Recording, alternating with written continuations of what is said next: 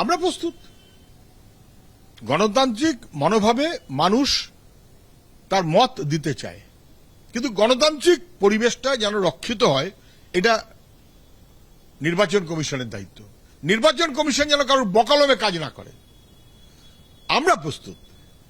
নির্বাচন কমিশন সেই পরিবেশ তৈরি করার জন্য এবং রক্ষা করার জন্য প্রস্তুত। তো কোয়েশ্চেন ওইটাই। পুরো ভোটে অভিষেক বন্দ্যোপাধ্যায় দাঁড়ালেও হারাবে বিজেপি। কলকাতা হাওড়া পুরসভার ভোট নিয়ে হুঙ্কার সুকান্ত মজুমদারের। মমতা বন্দ্যোপাধ্যায় তৃণমূলকে ছুঁড়ে ফেলে দিয়েছে জনগণ। ওয়ার্ড পুনর্বিন্যাসের পর 150টি আসনে জয় পাওয়াই লক্ষ্য। প্রাক্তন তৃণমূল কাউন্সিলরদের বিরুদ্ধে দেওয়া হবে চার্জশিট। পুরো ভোটের প্রস্তুতি শুরু করে হুঙ্কার কেন্দ্রীয় শিক্ষা প্রতিমন্ত্রী। যে ভোটেই দাঁড়ান না কেন, ওনাকে হারানোর জন্য আমরা রেডি হয়ে আছি। উনি যেখানে দাঁড়াবেন অনে মনে জনজঙ্গলে, আমরা সেখানেই যাবো, চিন্তা নেই হারানোর জন্য। আমাদের রাজ্য সভাপতি বক্তব্য তো পুরো পরিষ্কার যে এই রাজ্যে কোনো শরিক দল নিয়ে আমরা ভোটে লড়িনি, আমরা এই রাজ্যে একাই লড়েছি এবং এতগুলো সিট পেয়েছি। তো স্বাভাবিকভাবে আমরা এখনো পর্যন্ত কোনো শরিকি সিট শেয়ারিংয়ের বিষয়ে আলোচনা করিনি। বিগত বিধানসভা নির্বাচনে 144টি ওয়ার্ডের মধ্যে 101টিতে বিজেপি এগিয়ে আছে, তৃণমূল কংগ্রেস এক কথায় ধরাশায়ী হয়েছে।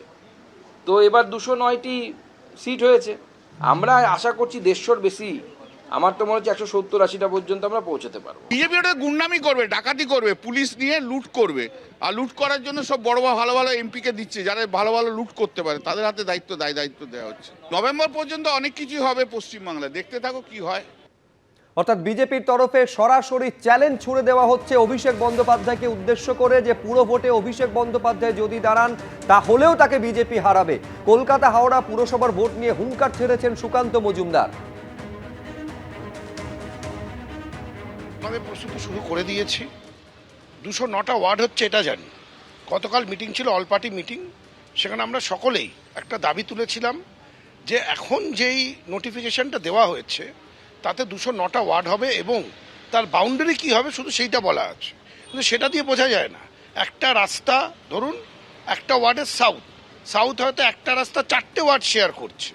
বুথ নাম্বারগুলো, পার্ট নাম্বারগুলো না দিলে কোন ওয়ার্ড নতুন করে এই ডিলিমিটেশনে পরে কি হচ্ছে এটা জানাটা অত্যন্ত জরুরি।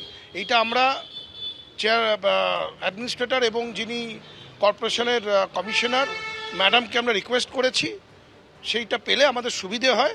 কিন্তু আমরা আমাদের প্রস্তুতি শুরু করে দিয়েছি, আলোচনাও শুরু করে দিয়েছি এবং আমরা পুরোদমে পৌরসভা নির্বাচনে আমরা প্রতিদ্বন্দ্বিতা করব। আমরা প্রস্তুত। গণতান্ত্রিক মনোভাবে মানুষ তার মত দিতে চায়, কিন্তু গণতান্ত্রিক পরিবেশটা যেন রক্ষিত হয় এটা নির্বাচন কমিশনের দায়িত্ব। নির্বাচন কমিশন যেন কারোর বকালমে কাজ না করে। আমরা প্রস্তুত। নির্বাচন কমিশন সেই পরিবেশ তৈরি করার জন্য এবং রক্ষা করার জন্য প্রস্তুত। তো কোয়েশ্চেন ওইটাই। এবিপি আনন্দ এগিয়ে থাকে, এগিয়ে রাখে।